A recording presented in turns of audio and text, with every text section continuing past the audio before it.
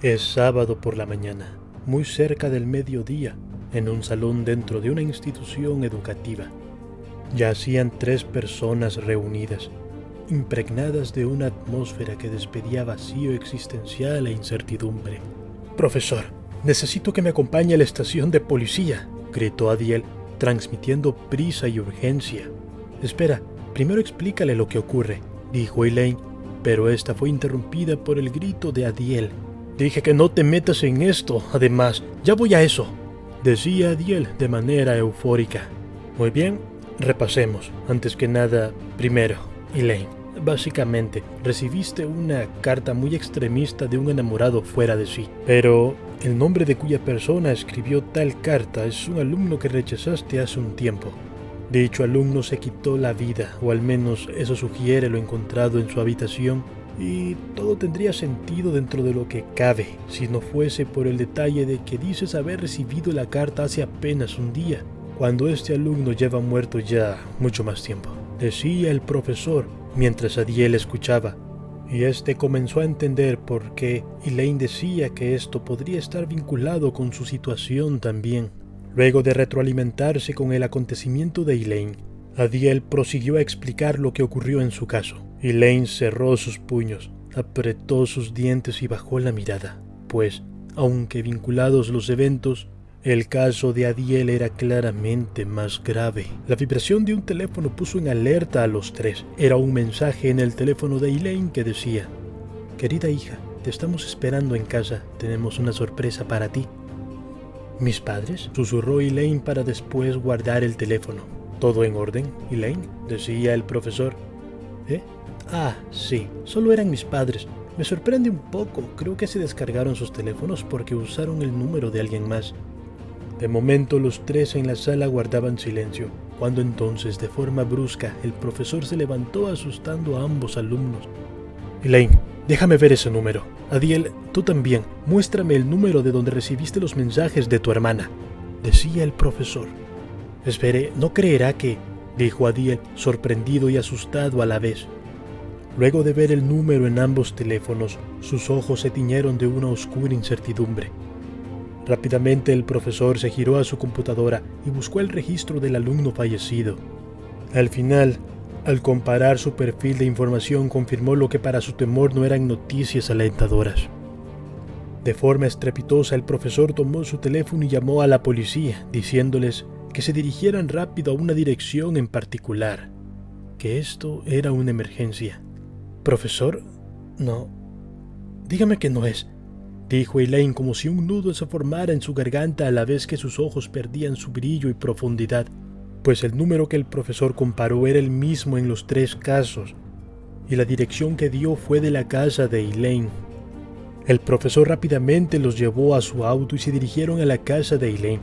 Siguiendo sus indicaciones, la suave y cada vez más apagada voz de Elaine era el único sonido, junto al salpicar del agua al ser cortados por los neumáticos del auto en el asfalto. «Izquierda, derecha, derecha, recto, izquierda», dijo Elaine, degradando y apagando su voz al escuchar las sirenas de ambulancias y bomberos dirigiéndose al mismo lugar. Un rojo intenso y sofocante iluminaba el rostro de Elaine. Era su casa en llamas intensas sin ningún ángulo de escape. El profesor bajó del auto y saltó la cinta de seguridad. «Disculpe, bombero». «Señor, retroceda por favor, es peligroso», gritó el bombero. «Solo conteste algo, por favor. ¿Hay personas aún dentro de la casa?»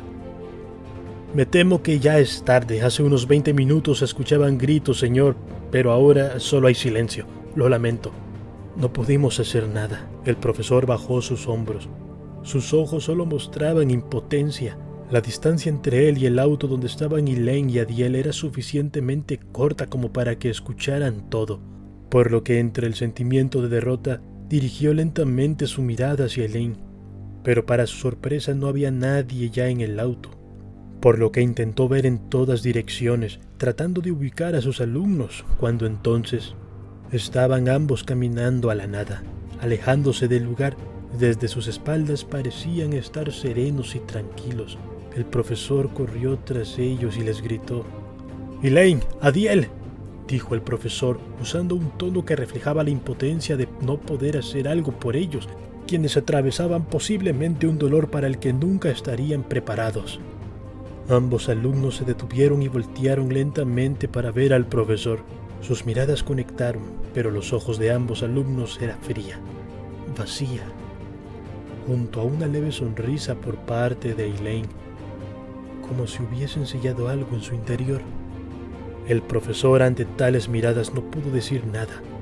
No sabía cómo llegar a ellos con palabras. En ese estremecedor momento, no lograba calcular a qué nivel estaban selladas sus conciencias por la situación que estaban viviendo.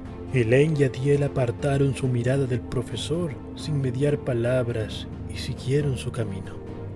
El profesor se dirigió a su auto con la intención de alcanzarlos y llevarlos a un lugar seguro.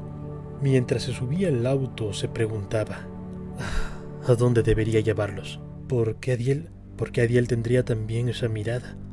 Él aún guarda esperanza sobre su hermana. ¿Por qué sus ojos reflejaban también el haberlo perdido todo?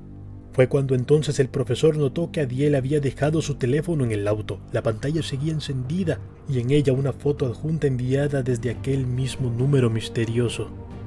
En la foto podía verse un auto accidentado de forma fatal, junto a un matrimonio dentro que perdió la vida, acompañado de una leyenda que decía: creo que debería darte un regalo igual de intenso que el de esa jovencita, ¿verdad?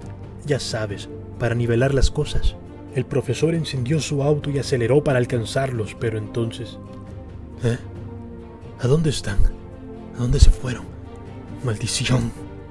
Elaine y Adiel ya no estaban a la vista. Mientras conducía por la dirección en que los vio marcharse, miraba en ambos lados hacia los callejones, pero no estaban en ningún lugar. No tenía sentido. No había pasado tanto tiempo como para que se perdieran de su vista. Entonces, como si la frustración no fuese suficiente, el auto se apagó sin previo aviso. No puede ser, si la aguja de la gasolina estaba arriba del medio tanque. Para él, esto era el colmo de los colmos. Incluso un escéptico como él empezó a considerar fuerzas más allá de lo razonable. Se inclinó en el asiento del auto y cerró los ojos en señal de derrota. Pero entonces pensó en sus alumnos nuevamente, y sin poder imaginar el grotesco golpe que les estaba jugando la vida, se cubrió de determinación nuevamente. Cogió el volante y comenzó a pisar el acelerador repetidas veces y de forma frenética. ¡Vamos, maldición! ¡Enciende! ¡Vamos, vamos! Las pisadas eran cada vez más fuertes y rápidas, cuando entonces de alguna manera sintió que el auto estaba a punto de reaccionar, así que concentró toda su fuerza para dar una última pisada al acelerador. ¡Enciende!, gritó con todas sus energías, y el sonido del auto estalló de forma ensordecedora, por lo que cerró sus ojos. Y de golpe, un aire y aroma familiar llegaron a sus sentidos. Al abrir sus ojos, estos recibieron una intensa luz que poco a poco se esparcía hasta poder ver claramente. Él estaba en aquella cabaña abandonada. Su auto se miraba deteriorado, como si miles de años le cayesen encima. Esto es algo que no podía explicarse. Esto no fue un sueño.